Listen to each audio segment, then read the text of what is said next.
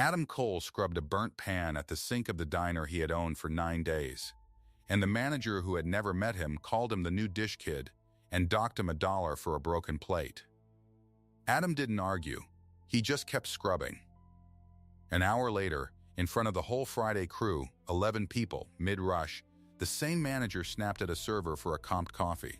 "Dishwashers are disposable," he said. "That's the whole point." Then he threatened to cut her shifts for talking back, and that same server, a single mom 2 years on the floor, slid her phone face down across the steel counter to the dish kid. She whispered, "You need to see what he's really planning." If you've ever been underestimated by someone who should have looked closer, this story is for you. Before we go on, take 1 second and subscribe, and comment the city you're watching from. I want to see how far this one travels. Now, back to the diner. 9 days earlier, Adam Cole signed a piece of paper in a lawyer's office and became the owner of 4 diners. He hadn't asked for them. He didn't even know his uncle was sick until the funeral. Ray Cole had gone quiet the last few years, the way old men do when they decide the phone is a nuisance. And then a stranger in a gray suit called Adam at work and said the words "sole beneficiary," and Adam had to sit down on the edge of his desk. 4 diners. Cole's Diner, the little chain Ray built from 1 counter in a strip mall. 2 stores in the city, 1 out by the highway, and 1 in a town called Rockvale, Ohio. Ray had run them for 30 years on handshakes and pie. And now they belonged to a nephew who fixed heating systems for a living and had not stood inside a Kohl's since he was a boy. The lawyer handed him a folder thick as a Bible. He handed him keys. He handed him a photograph in a cheap frame, Ray, young, in an apron, standing under the first sign. And then the lawyer slid 1 more thing across the table, a single sheet from the accountant. "You should read this before you do anything," the lawyer said. Adam read it in the parking lot. The numbers were fine on 3 of the stores. Thin, but fine. Diners don't get rich. They get by. But the 4th store, the one in Rockvale, was bleeding. The accountant had underlined it twice. The Rockvale location was short about $4,200 most weeks. Not once. Most weeks. Money went in the door and didn't come out the other side. Adam sat with that for a long time. He knew what the easy move was. The easy move was to drive out there, walk in the front door as the new owner, and start firing people until the numbers stopped lying. That's what a suit would do. That's what Grant Halloran, whoever he was, would probably expect. But Adam kept thinking about something Ray used to say. Ray used to say, "The pit sink is where you learn a kitchen. Not the office. Not the register. The sink." Ray said if you want to know how a place really runs, you don't ask the manager. You stand at the dish pit for a week and you keep your mouth shut and you watch the money walk past you. So Adam did something a smarter man might have called crazy. He called the Rockvale store as a job seeker. He asked if they were hiring, and the tired voice on the other end said, "Yeah, actually, the dish pit's open. Can you start Monday?" Adam said he could. He gave his first name and his first initial. Adam C. Nothing more. Nobody at that store had ever seen his face. His uncle had kept family and business in separate boxes his whole life. That was the plan. Wash dishes. Watch the money. Learn who was stealing before he touched a single job. He told himself the rot was probably just petty theft. Somebody skimming the till. A cook walking out with steaks under his coat. Ordinary, small, human greed. He told himself he'd have it figured out in 2 weeks, and he'd never have to lie to anyone for long. He was wrong about almost all of it. But that came later. Rockvale was a small place, the kind of town with 1 real street and a water tower with the name painted on it. The Cole's Diner sat at the end of that street where it met the county road. Adam pulled in Monday morning before the sun was fully up. The sign was the same one from the photograph, only older now, the paint gone soft. He sat in his truck and looked at it. He remembered being 7 years old on a stool at that counter, feet swinging, while Ray taught him to spin a coin on the formica. Then he took a breath. put on a coat that had seen better days, and walked in the back door like a man who needed the work. The kitchen hit him first. That smell. Griddle grease and coffee and bleach, all at once. It hadn't changed in 30 years. For a second he was a kid again. Then a voice cut across the room. "You the dish guy?" Adam turned. The man was maybe 46, well-dressed for a diner, a golf shirt tucked in, and a lanyard around his neck. He had the look of somebody who decided a long time ago that he was the smartest person in any room he walked into. He didn't offer a hand. He looked at Adam's coat and his boots and made a small decision about him, right there, in half a second. "I'm Adam." "Great. I'm Grant. I run this store." He said it like a warning. "Pit's back there. Machine's junk. Don't fight it. Just soak what you can't run through. You break it, you bought it. Clock's on the wall. Don't be late, don't sit down, don't talk to my servers during a rush." He turned to go. Then, over his shoulder, without looking back, "And don't touch anything that isn't a dish." That was the first thing Grant Halloran ever said to Adam Cole. And Adam would remember, later, that in the whole time he worked that diner, Grant never once looked at his face for longer than a second. Grant looked at the coat. Grant looked at the sink. He never looked at the man. That turned out to matter more than either of them knew. The dish pit was exactly where Adam remembered it. Back corner, past the line, a stainless steel tank with a broken-down machine and a spray hose on a coil. He tied on an apron off the hook. He rolled his sleeves. And he started to work. The first day, he mostly listened. He learned the crew the way you learn a family at a wedding, by watching who laughs at what. There was a line cook named Dev who moved like he'd done it 10,000 times. Because he had. There was a kid on prep who dropped things. There were servers who came and went through the swinging door in a rhythm Adam started to feel in his own hands. And there was Renata. Renata Ford. He didn't know her last name that first day. He just knew she was fast. And she was kind to the customers in a way you can't fake. And she had a phone in her apron she checked every time she passed the window, quick, like she was waiting on news. He'd learn later she was checking the school, that her daughter had asthma and some mornings were bad, that she'd taken this job in the first place because the shifts lined up with the school run, and there was nothing else in Rockvale that did. He didn't know any of that on Monday. On Monday, he just washed dishes and watched Grant. And Grant was something to watch. Grant ran the floor like a man who owned it, which he didn't. He had a way of standing at the pass with his arms crossed, surveying the room, that made the whole crew work a little faster and enjoy it a little less. When a customer complained, Grant apologized to the customer and then found a server to blame after. When the rush hit, Grant disappeared into the office and let it burn. When the rush ended, Grant came out and told everyone how they could have handled it better. Adam saw all of it from the pit. Nobody watches the dishwasher. That was the whole point. On the second day, Adam found the key. It was in the office door. He'd been sent to the back to break down empty boxes, and the office door was standing open, and there was a key in the lock. A worn brass key, the kind they don't cut anymore. The head of it rubbed smooth from years in a pocket. Adam knew that key. He'd know it in the dark. It was Ray's master key, the one that opened every door in every store Ray ever built. His uncle had carried it on a plain ring for 30 years, and here it was, hanging in a lock in Rockvale like it was nothing. Somebody left this in the door, Adam said to no one, and he took it. He slid it into his apron pocket. He told himself he'd hand it in. He knew he wouldn't. A cook passing by said, "Grant's always leaving that thing around. Loses it once a week." And went on. Adam stood at the pit that afternoon with his uncle's master key against his hip and washed a rack of coffee mugs and said nothing at all. If any of them had been paying attention, they might have wondered why the new dish guy went so quiet. But nobody was paying attention. That was the whole point. The dish machine died on the third day. It happened mid-lunch, the worst possible time. The old machine gave a cough and a shudder and quit, and the water stopped draining, and the tank started backing up gray and greasy toward the lip. Dev swore from the line. Plates were stacking.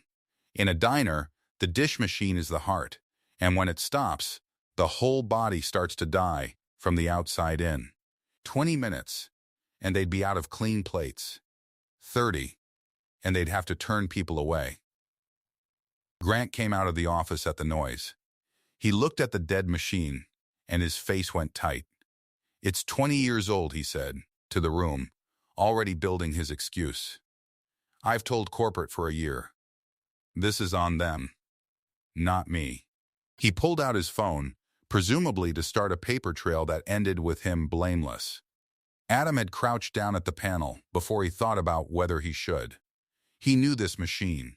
Not this exact one, but this kind, this age, this stubborn old workhorse. He'd fixed 100 systems like it. And more than that, he knew it, because Ray had one just like it in the very first store.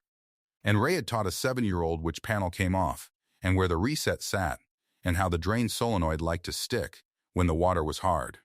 Rockvale had hard water. Adam could taste it in the coffee. He popped the lower panel. He reached in past the warning label. He found the solenoid, gave it the particular tap it wanted, cleared the line, and hit a reset most people didn't know was there. The machine hummed. Then it roared back to life, water draining, tank filling, steam rising like nothing had happened. 10 minutes, start to finish. Maybe less. The kitchen went quiet for a second the way kitchens do when something impossible happens. Dev looked at the dish kid with new eyes. Even Renata paused at the window, and Grant Halloran walked over, looked at the running machine, looked at Adam for exactly 1 second, and said, "Good, about time you made yourself useful." Then he lifted his phone again, and Adam heard him, plain as day, dictating a text as he walked back to the office. "Got the dish machine back up myself," Grant said into the phone. "Saved the lunch. You're welcome." "Himself?" He said himself. Adam went back to the pit. He didn't say a word. But something had shifted in him, small and cold. It wasn't the credit. Adam didn't care about credit. It was the ease of the lie, how natural it was, how the man reached for a lie the way another man reaches for a pen. If Grant would lie about a dish machine, in front of witnesses, without a flicker, what would he lie about when nobody was watching? Adam started paying a different kind of attention after that. Here's what you have to understand about the days that followed. To everyone in that diner, Adam was furniture. He was the coat by the sink, and a man who's invisible can watch anything. Adam watched the deposits. Every night, someone was supposed to count the register, bag the cash, and run it to the bank, drop 2 blocks down. Ray's system, the same in every store. Count, bag, log it in the book, drop it that night. Adam knew the system because Adam had inherited the book. And from the pit, over a week, he watched the cash get counted. He watched it get bagged. He watched Grant carry the bag into the office. And he never once, not one single night, watched that bag go to the bank. That's a small thing to notice. But Adam noticed small things. It was his whole trade. By Thursday of the first week, Grant had started to grate on the whole floor, and not just Adam. The man had a cruelty that came out most when he was bored. He'd wait until a server was buried, 6 tables and a to-go rush, and then he'd pick that exact moment to correct her apron or her tone or the way she carried a tray. He humiliated the prep kid for dropping a tub of pickles until the kid's ears went red.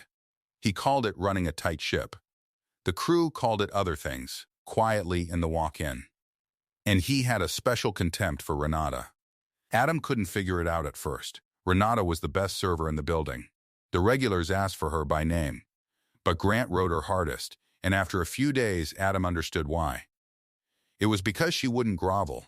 She took his corrections with a flat, level look that never quite tipped into rudeness, but never gave him the fear he wanted, either. And a man like Grant can't stand being looked at like that. Not by the help. On Friday, it came to a head. Friday is the night everything in this story starts to turn. Friday nights at a diner are a war. The dinner rush and the after-movie crowd, and the church group tables all landing at once.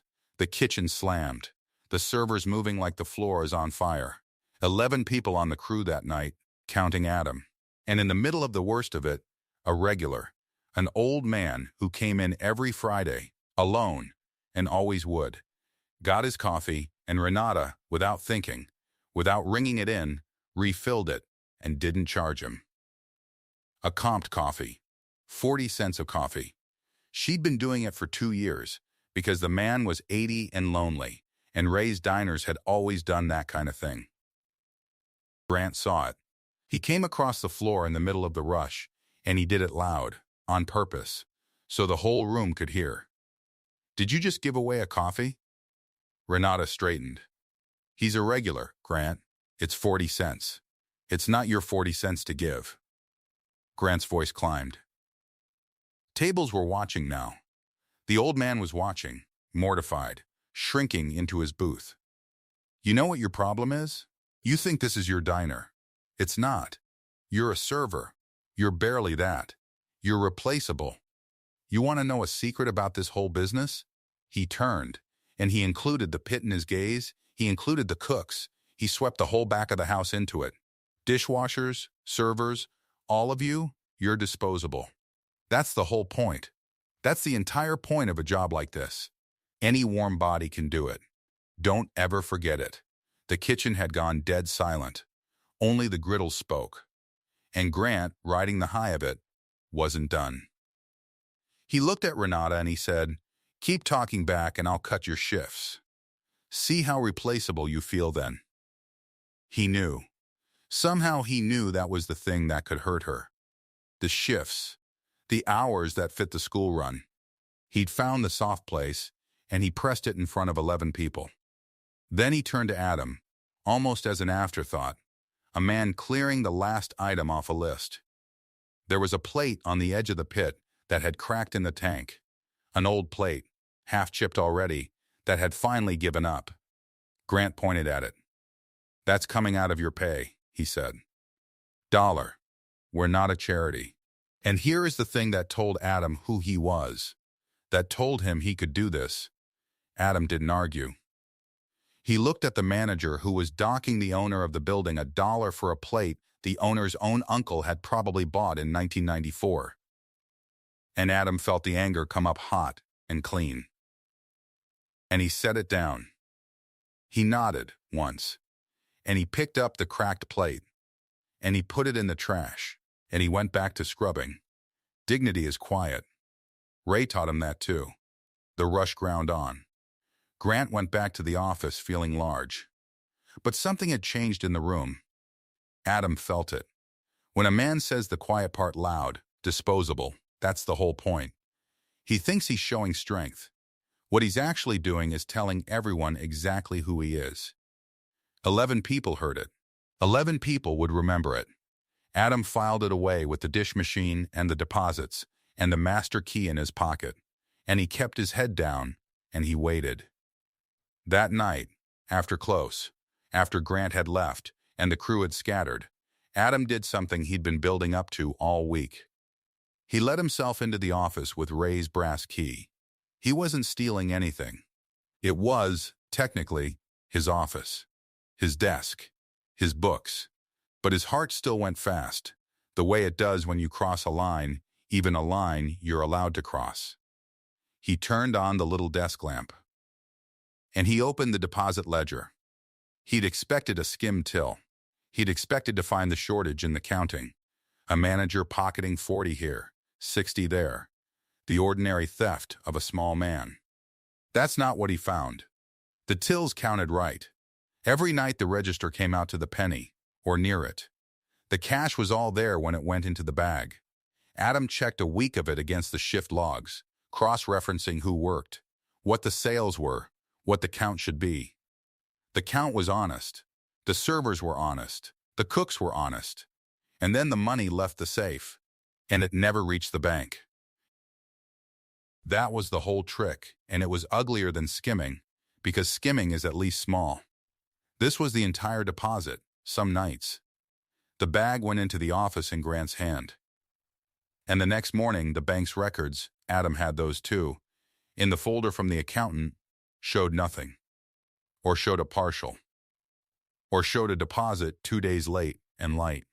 $4,200 a week, walking out of the safe, into thin air. Over months. Adam did the arithmetic on the back of an order pad, and the number he got made his mouth go dry. Somewhere north of 40 grand. Gone. That's not a thief. That's a plan. You don't lose $46,000 by accident. Somebody was building towards something. Adam sat in his uncle's office with his uncle's key on the desk in front of him and felt the 2 weeks he'd promised himself stretch out into something longer and darker. He'd come to catch a pickpocket. He was starting to think he'd walked into something else. He wanted to be sure. So over the next few nights, he confirmed, quietly, in 100 small ways, that this was still his building, and he still knew it better than the man running it. The walk-in cooler had a latch that stuck. Everybody in that kitchen fought it. You had to lift and pull at the same time, or the door would jam and you'd be swearing at it for a minute. Adam had watched the prep kids struggle with it 3 times. On the 4th night, alone, hands full of a stock pot, Adam hit the latch without looking, lift and pull. The trick Ray showed him, the door swinging open smooth as anything. Because Adam had opened that same style of door 10,000 times as a boy. A man who's never worked a place doesn't know its latch in the dark. A man who owns it does. And the register drifted its float. All of Ray's stores kept the same starting float in the drawer, the same odd number Ray had picked for reasons known only to Ray. One night the drawer came up wrong at open, the float short, and the opening server frowned at it, and Adam, passing with a bus tub, said, without thinking, should be 218.50. The server counted. It was. She looked at the dish guy for a second, a little puzzled. How would the dish guy know the float? Adam was already gone, back to the pit, cursing himself for the slip. But it was true. He knew the float from memory. He knew this room in his bones. The audience for a story like this knows the truth long before the characters do. And by now you know it. The drifter at the sink isn't a drifter. He knows the machine no repairman could fix. He carries the founder's key. He knows the latch, the float, the whole nervous system of the place. This is his house. He's just waiting for the right moment to say so. But he wasn't ready yet. Because he still didn't know the worst of it. He thought he'd found a big thief. He hadn't yet found the fire. Renata found it first. It was the second Friday, 1 week after the disposable speech, and Grant had spent that week getting worse, not better. Something had him wound tight. He was on his phone constantly, stepping out to the loading dock to take calls, coming back sharper each time. He'd started snapping at the crew about deep cleans and after the quarter, and things that didn't quite make sense. And he'd made good on his threat to Renata. Her name had fewer shifts on the new schedule. 3 of her nights just gone. And when she'd asked him about it, he'd smiled and said, told you. Replaceable, she'd gone into the walk-in and Adam had heard her, through the door, crying the kind of quiet, furious cry of a person doing math on medicine they can't afford. Her daughter needed an inhaler. The inhaler cost money. The money came from shifts. Grant had taken the shifts to punish her for a 40-cent coffee. That was the size of the man. Adam wanted to tell her right then. He wanted to take the key out of his pocket and set it on the counter and say, it's all right. I own this place. He can't touch you. But he couldn't. Not yet. Because if he moved too soon, before he understood the whole thing, Grant would smell it and cover it and slip out clean with $46,000 and whatever else he was planning. So Adam did the hardest thing in the story. He stayed quiet while a good person suffered in front of him. He kept the mask on. And it was that same night that Renata, of all people, put a piece in his hand he could never have found alone. She'd seen something on Grant's phone. That's all Adam knew at first. Grant had left it face up on the pass for 2 seconds while he grabbed a ticket, and Renata had been standing right there, and a message had lit up the screen, and she'd read it before she could stop herself. And whatever it said had drained the color out of her face. Adam saw that happen from the pit, saw her go white at the pass, saw her step back like she'd touched something hot. He didn't know what she'd read. He only knew it had frightened her badly. For an hour, she said nothing. Adam watched her wrestle with it. He could read the whole war on her face, because he'd been fighting his own version of it all week. She had a daughter. She had this job barely, 3 fewer nights of it. If she'd seen something and she reported it and she was wrong, she was finished. And if she was right, staying quiet meant being part of it. He watched her look at the front door. He watched her look at the phone. He watched her look, finally, at the one person in the building who never gossiped, never brown-nosed, never played Grant's games. The dish kid, the quiet one at the sink who fixed the machine and took the dollar dock without a word. She waited until the floor cleared, until Grant was out on the dock again, on another call, his back to the glass. Then she crossed the kitchen, and she took her own phone out of her apron, and she slid it face down across the steel counter to Adam. The way you pass something you're afraid of. You need to see what he's really planning, she whispered. Her voice was shaking. I screenshotted it before he locked the screen. I didn't know who else. You don't talk. You're the only one here who doesn't talk. Adam dried his hands on his apron. His heart was going hard. He didn't reach for the phone right away.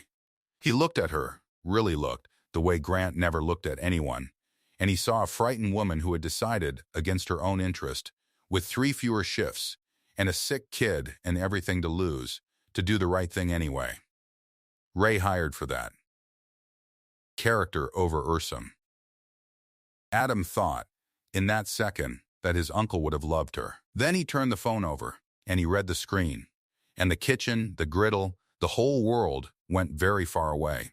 The message was from a contact saved only as DP. No last name. The thread went back 11 days. Grant's side of it read clean at first. Logistics, supply chain language, the kind of thing that could pass for legitimate correspondence if you only skimmed.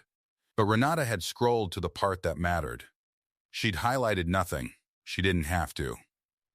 The words were plain enough that a child could have read them and understood. Quarterly closes on the 19th. Policy still active through the 21st. We do it the night of the 18th, after the crew locks up. Wiring in that store is 1974 original. Any investigators going to look at the fryers first? They always leave the fryers on. Let them. And then, 3 messages down, the one that made Adam's jaw tighten until his back teeth ached. If anyone asks questions afterward, there's a crew that was on site. Dishwashers, servers, they were the last ones in. That's the whole point of keeping sloppy staff.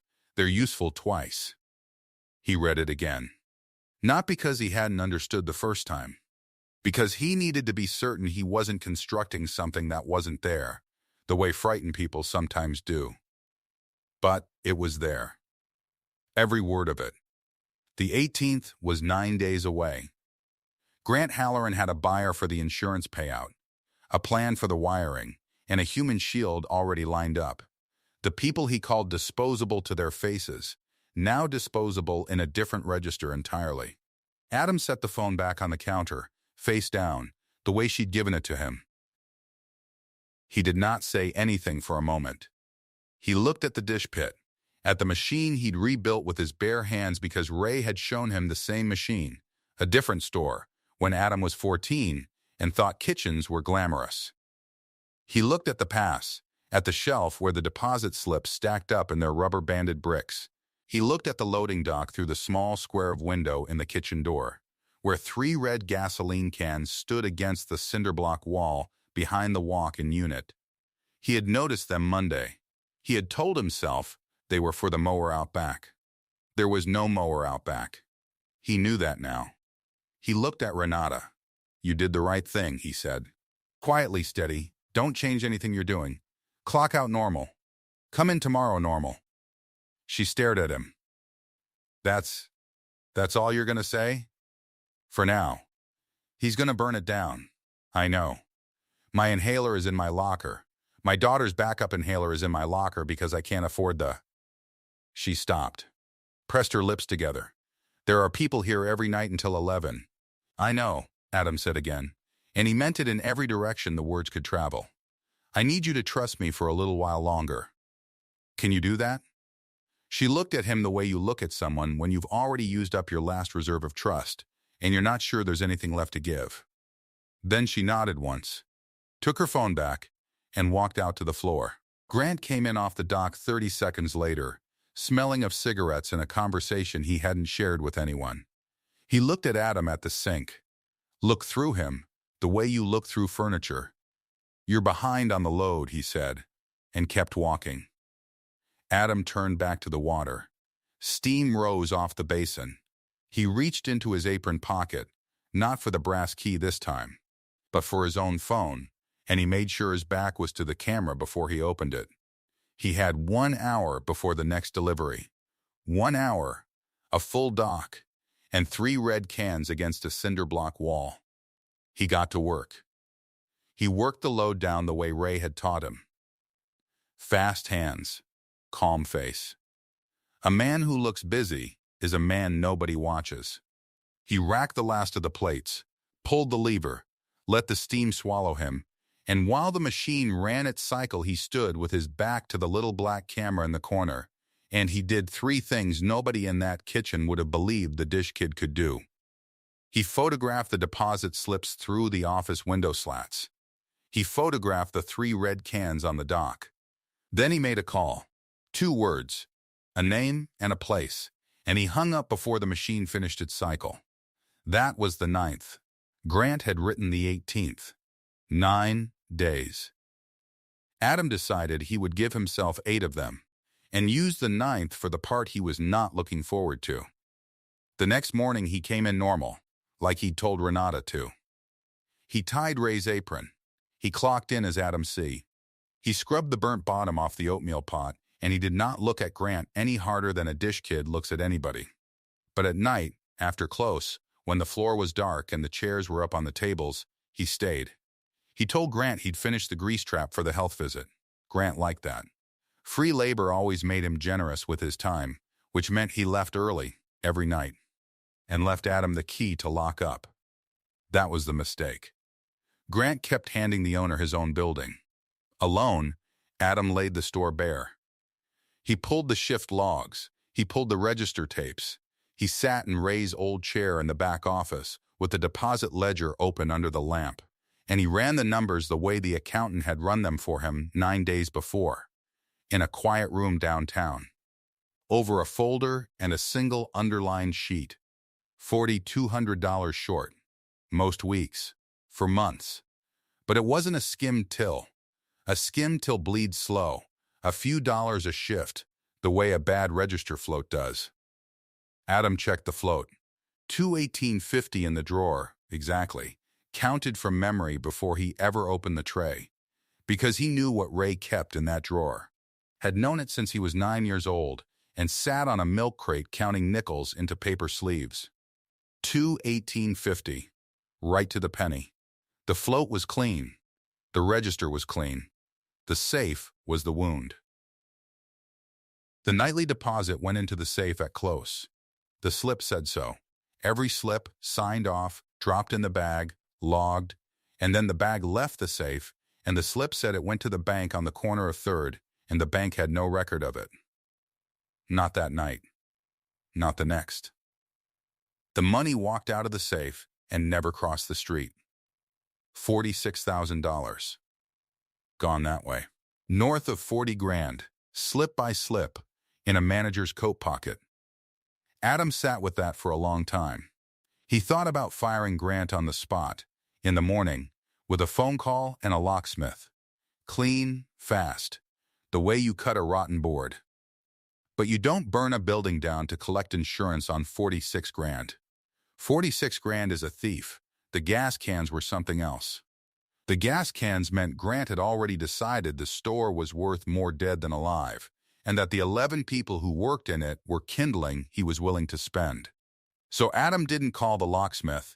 He put the ledger back exactly as he'd found it, He wiped the lamp. He turned Ray's chair back to its angle. And he locked up with the brass key that no dish kid should have had, and drove to a motel off the highway, and did not sleep much. The days after that ran together, the way days do when you're waiting. Renata watched him. He felt it. She carried plates, and refilled coffee, and ran her school run hours, and every time she passed the pit, she gave him a look that asked the same question. And every time he gave her the same small nod that answered nothing. Trust me a little longer. She was running out of longer. He could see it in the way she held her tray. On the fourth day, the accountant came. That was Adam's own doing, though nobody knew it. He'd asked the man to bring the quarterly file to the store and hand it to the manager in person, in the lot, in daylight, because Adam needed Grant to feel the audit breathing on his neck. He needed Grant nervous. A calm arsonist waits for his date. A nervous one makes mistakes. The accountant pulled his sedan into the lot at 4, that dead hour between lunch and dinner, and Grant went out to meet him with his hand already out and his smile already on. And Adam, hauling a bus tub of dishes out to the dumpster in his stained apron, walked right past the two of them, close enough to hear. "Mr. Halloran," the accountant said, shaking the hand. Then he looked past Grant, at the dish kid with the tub, and something crossed his face, recognition, quickly folded away, but not fast enough. "Everything all right?" Grant asked. "Fine," the accountant said. "Fine, the quarterly's all here. We'll want the deposit records reconciled before the 21st. He handed Grant the folder. Then, because he was a decent man and a bad liar, he couldn't help himself, and as Adam passed he gave the smallest nod and said, "Lo, Mr. Cole." Adam kept walking. Dumped the tub. Didn't break stride. But Renata was standing in the propped-open kitchen door with a bag of trash in her hand, and Renata heard it. "Cole." She didn't move. The trash bag hung from her fist. She looked at the dish kid crossing the lot in his ruined apron, and she looked at the name painted 20 feet tall over the door, Cole's Diner. Ray's own hand lettered font from 30 years back, and Adam watched the arithmetic happen behind her eyes and could do nothing to stop it. He met her look for 1 second. He gave her the smallest shake of his head. Not yet. She went back inside. But she knew. From that hour, she knew there was more under the dish kid than a dish kid, and she stopped asking him with her eyes and started watching him the way you watch a card you're not sure how to play. Grant, meanwhile, took the folder into his office and shut the door, and when he came out an hour later, his smile was gone. The word reconciled had gotten into him. The 21st had gotten into him. He walked the floor faster that night. He snapped at the prep kid for dropping a tub of pickles, made him kneel on the tile, and pick each slice up with his fingers while the ticket rail filled. Cruelty was how Grant let off pressure.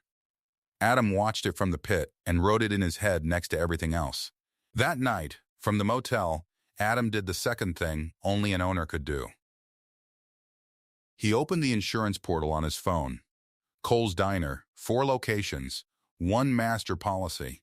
The premium paid out of the same account the accountant watched. And on the Rockvale line, Adam clicked the button that a manager could never click, and a claims adjuster would flag within the hour. He froze the policy. Suspended pending review. If the Rockvale store burned now, it would pay out nothing. Not $1. And the man who froze it left a name on the record. And the name was Cole. He knew what that would do. He was counting on it.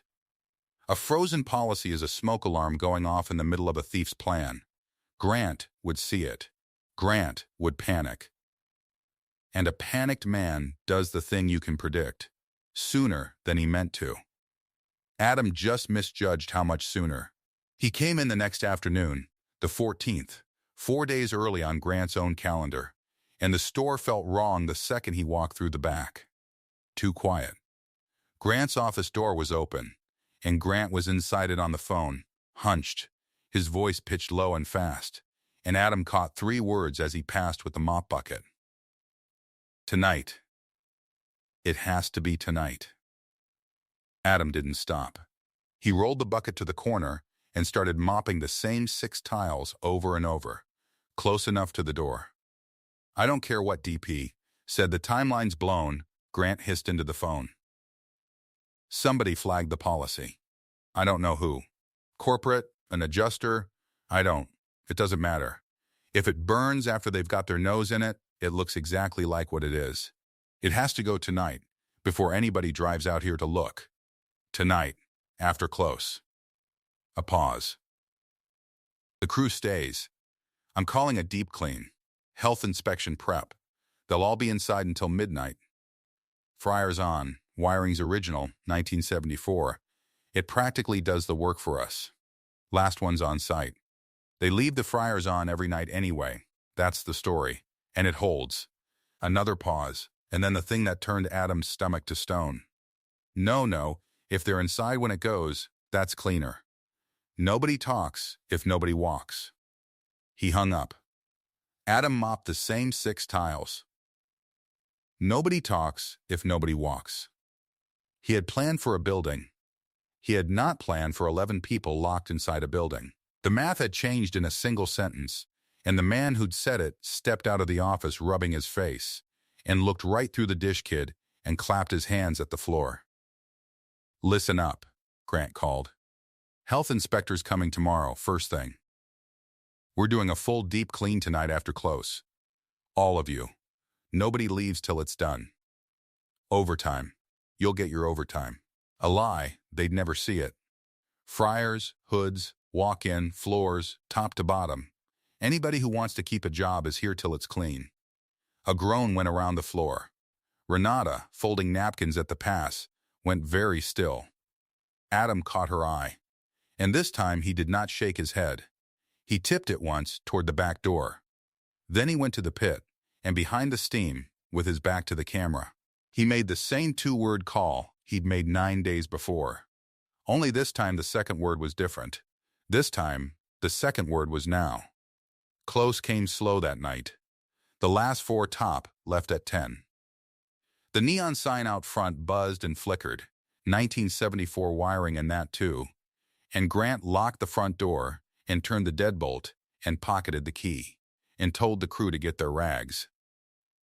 11 people. Adam counted them without meaning to. Renata, Dev at the line, 10,000 hours on that flat top, watching Grant with a cook's flat, unreadable face.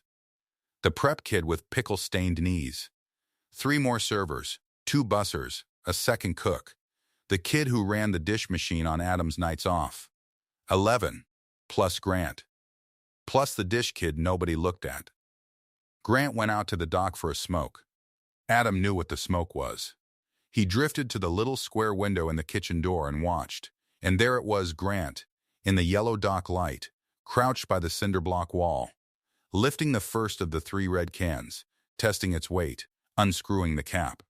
The smell of gasoline came in under the door, sharp and wrong, in a kitchen that smelled of fry oil and bleach. That was when Adam pushed open the office door with raised brass key, walked to the back, and turned on every light in the building. Then he told Dev to open the front. "Grant's got the key," Dev said. "Grant's got a copy," Adam said, and slid the brass master into the front deadbolt, and turned it, and the door that Grant had locked came open under the owner's hand. The night air rolled in. Everybody out to the lot. "Now, take your things. Renata, your locker. Go." Nobody moved. They looked at the dish kid holding a key that opened a door the manager had locked, telling them what to do in a voice that had stopped being quiet, and the not moving lasted exactly as long as it took Renata to say, out loud, the word she'd been holding for 6 days. "His name's Cole." Then they moved. Grant came in off the dock into a kitchen blazing with light and an empty floor, and the front door standing open to the night. And he stopped dead with the gas can still in his hand. His eyes went to Adam, standing in the middle of the floor. For the first time since the man had been hired, Grant Halloran actually looked at the dishwasher's face.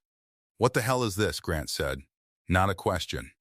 Put that, get everybody back inside. We've got a deep clean." "Who told you to?" "Put the can down, Grant." Grant laughed. "It came out thin. Excuse me? You don't give orders in my store. You wash the dishes in my store, and right now you're fired, so it's not your store. Outside, in the lot, a set of headlights swung in off the road. Then another. Then the flat blue pulse of a light bar. Silent, no siren, painting the front windows in slow strokes of blue and dark. Grant saw it. The can lowered an inch. "Come with me to the office," Adam said. "All of you. Come on. You're going to want to see this." He walked to the back. And because there was a set of police lights in the lot and a gas can going empty in his hand and no story left that held, Grant Halloran followed the dish kid into his own office, and the crew came behind, crowding the doorway. And through the glass window that looked out on the dark floor, they all stood and watched the owner of Cole's Diner turn a brass key in a desk drawer that Grant had never once gotten open. Adam took out a photograph in a cheap frame. He set it on the desk, facing the room. A young man in an apron, squinting in the sun, standing under a brand-new sign. Cole's Diner, freshly painted. 30 years back. "That's Ray Cole," Adam said. "He opened this store the year that neon sign out front was wired. 1974, he ran 4 of these until 9 days before I walked in here to wash your dishes, Grant. Then he died. And he left them to me." His nephew, Adam Cole. The office was very quiet. Somewhere out on the floor, a chair creaked as it settled. "I signed the deed 9 days ago," Adam said. "Then I read an accountant's report that said this store was $4,200 short most weeks, and instead of firing a manager I'd never met, I took the open job in the pit. Because Ray taught me something when I was a kid. He taught me the dish pit is where you learn a kitchen. You want to know how a place really runs, don't stand where they can see you. Stand where the water's hot and nobody looks twice." He turned the deposit ledger around on the desk, open to the page under the lamp. So I looked. And the money wasn't coming off the top of the till. The float's clean, $218.50, right to the penny, same as Ray always kept it. The money was leaving the safe in a bank bag and never crossing 3rd Street to the bank. $46,000. "Grant, slip by slip. Into your coat." Grant's mouth opened. The old reflex, the cover story, the confident lie. Adam watched him reach for it, and watched it not be there. "You can't, anybody could have." The office door filled. A woman in a plain coat with a badge on her belt stepped through, and behind her a uniform, and she took in the room without hurry. "Detective Osei," she said, to the room, not to Grant. She had a folder under her arm, and she laid it on the desk beside Ray's photograph, and she opened it. Deposit records. Bank records. And on top, a printout Grant knew the shape of before he could read a word of it, because he had typed it himself on his own phone, and it had a contact name on it that only he and one other person had ever seen. D.P. "Mr. Cole gave us a call 9 days ago," Osei said. "And again this afternoon. We've had eyes on this lot since sundown." She looked at the gas can, still hanging from Grant's hand, and the uniform stepped forward and took it from him, gently, the way you take a knife from someone, and set it on the floor. "Mr. Cole," she said, "you wanted me to read something out loud." "The last part," Adam said, "for the room." Osei turned the printout so the lamp caught it. She read in a flat, even voice, and every word landed in the small, hot office like a plate breaking. "The crew stays. Deep clean health prep. They're inside till it's done. Fryer's on. Wiring's original. They leave them on every night anyway. That's the story." She paused. "If they're inside when it goes, that's cleaner. Nobody talks if nobody walks." Nobody in the doorway breathed. Renata made a sound, a small one. Her hand had gone to her mouth. 2 years on that floor, a daughter's inhaler in the locker 20 feet from where the Fryers sat over 1974 wiring, and she had come this close to being the story that held. The tired server who left the Fryers on. Last one out. Careless. Dead. She looked at the man she'd handed her phone to in a panic 6 days ago, not knowing who he was, only knowing he was the only person in the building who'd ever told her she'd done the right thing. She had warned the owner. She'd never known it was the owner. Grant found his voice. It came out ugly. "You planted that. You set this whole thing up, you snake. You crawled in here under a fake name, Adam said. "It's on your own hire sheet. You signed it. You never once asked what the C stood for."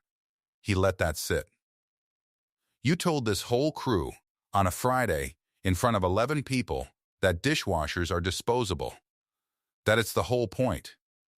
He picked Ray's photograph up off the desk, looked at it, set it back down facing Grant. "The man who taught me this business hired for character, not Ursum's." He'd have looked at the guy washing his dishes. "You never did, not once."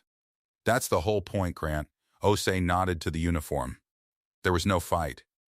Adam had promised himself there wouldn't be, and there wasn't. No punch, no shouting match, nothing for Grant to be the wrong man about later. The uniform read him his rights in a level voice, and turned him, and clipped the cuffs, and the smirk that had run that floor like a fiefdom for a year was just gone. Not wiped off, gone, like it had never had anything under it. They walked him out through the kitchen he'd meant to burn, past the pit sink where the water had gone cold, out the front door he'd deadbolted shut on 11 people. Into the lot. The same lot where he'd made the prep kid kneel. The same lot where he'd told Renata her hours were his to cut.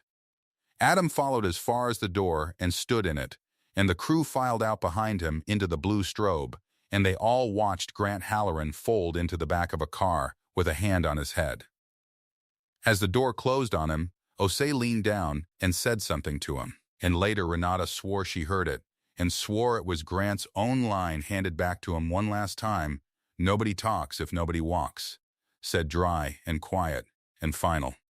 Then the lights pulled out of the lot, and it was just the crew, standing in the dark in front of the buzzing neon sign, in the smell of fry oil and gasoline, none of them entirely sure what they had just watched. Adam went back inside. He didn't make a speech.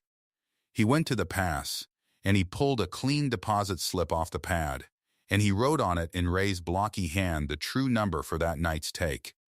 And he signed it, and he found Renata standing by the coffee station where she always stood, and he held it out to her. She didn't take it. "I don't understand," she said. "First honest deposit slip this store's filed in months," he said. "That's what it's supposed to look like." He set it in her hand and closed her fingers over it. Then he took something out of his apron pocket. Not the brass key. A small thing. A pin. The kind that goes on a collar. "Shift lead. Yours, if you want it. You'll run this floor.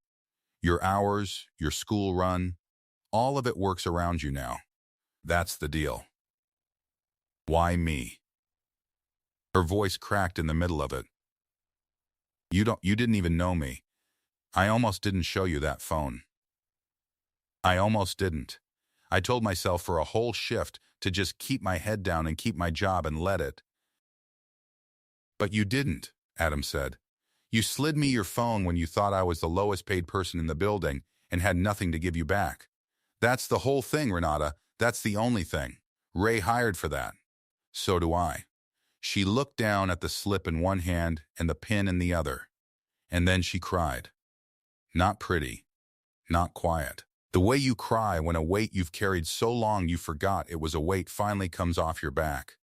Dev put a hand on her shoulder.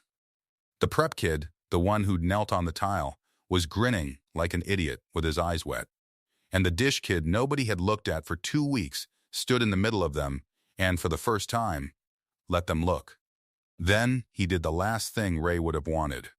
He rolled up his sleeves, and he went to the pit, and he turned the hot water back on, because there was still a full rack of dishes from the last 4 top, and the health inspector really was coming in the morning, and a kitchen doesn't clean itself just because the man who ran it is gone. Dev came and stood beside him at the sink, watched him rack a load the fast way, the 10,000-hour way. You really fixed that machine in 10 minutes, Dev said. First week. I saw you. No repairman ever did that. Ray showed me when I was 12. Adam said. It's the same machine, 1970-something. He never replaced it. Said a thing that still works doesn't owe you a new one. Dev nodded slowly, like a man filing something away. Then he tied his apron back on and got on the other side of the sink, and the two of them ran the load down together, owner and cook, and nobody said anything else, because nothing else needed saying. 6 months later, the neon sign came back on in its first colors. Adam had it rewired. The 1974 wiring came out of the whole building the same week, every inch of it. And that was the first check he wrote, but he had a sign man match Ray's original paint from the photograph. The deep red and the cream, the hand-lettered coals that no font ever got right. It buzzed a little less than it used to. Renata said she missed the buzz. Adam said Ray would have told her the buzz was a fire, waiting for a reason. And she laughed, because she could laugh about it now. The old dish machine still ran. Adam kept it. Same one. It hummed through the dinner rush like it had for 30 years, and the new hire in the pit, a quiet kid named Marcus, who'd come in off a hard year, didn't know the owner had once stood exactly where he stood, and Adam didn't tell him. Some things you let a person learn on their own, at the sink, where the water's hot and nobody looks twice. The 46,000 came back. Most of it. Traced, recovered, entered in the ledger in clean blocky numbers, the shortfall closed, the store black for the first time in a year. All 11 jobs stayed. The fryers stayed on at night, because the diner stayed standing. And a fryer that's on is just a fryer. In a building, nobody wants to burn. Renata ran the floor. Her name was on the schedule at the top now, the one who made it. And she made it around a 9-year-old's asthma appointments, and a school run, and a homework hour. And most afternoons that hour happened in the corner booth by the window, the good booth, the one with the light. Her daughter did fractions there, with a glass of chocolate milk that never appeared on any check. The inhaler lived in a drawer behind the register now, not a locker, where anybody could reach it fast. Renata had asked for that. Adam had said yes before she finished the sentence. For a while there was a piece of paper taped to the register by the till. Somebody, nobody ever admitted who, though the prep kid could never keep a straight face about it, had clipped the small newspaper line about the sentencing and taped it up where the crew could see it on a slow shift. Just a couple of columns. A regional manager, insurance fraud, attempted arson, endangerment, a number of years. Dev read it out loud exactly once, dry as toast, and the whole line laughed, and then one morning Adam came in early and took it down, quietly, and put it in a drawer. And nobody asked why. It wasn't the kind of thing Ray would have kept on the wall. You don't decorate with another man's ruin, even when he earned it. You just make sure the door isn't locked on anybody again. Adam still washed dishes sometimes. Friday rush, when the rail filled up and the pit fell behind, he'd tie on an apron and get in beside Marcus and run a load down the fast way. And Marcus, 6 months in and still not knowing, would say something like, "Man, you're quick for an owner." And Adam would just say, "Ray taught me," and leave it there. He kept the brass key on him, worn smooth, warm from his pocket, his uncle's key. It opened every door in 4 buildings, but that wasn't why he carried it. There's an old thing his uncle used to say, standing at this same sink 30 years ago with his sleeves rolled up. He said the person washing your dishes sees everything and remembers all of it, and one day might be the one who signs your check. He said it like a joke. It wasn't a joke. So look at them. The one at the sink with the hot water and the tired hands. Look at their face. It costs you nothing, and one day it might be the only thing that saves you. That's the story from Rockvale, Ohio. If it traveled all the way to you, comment the city you're watching from. I want to see how far this one goes.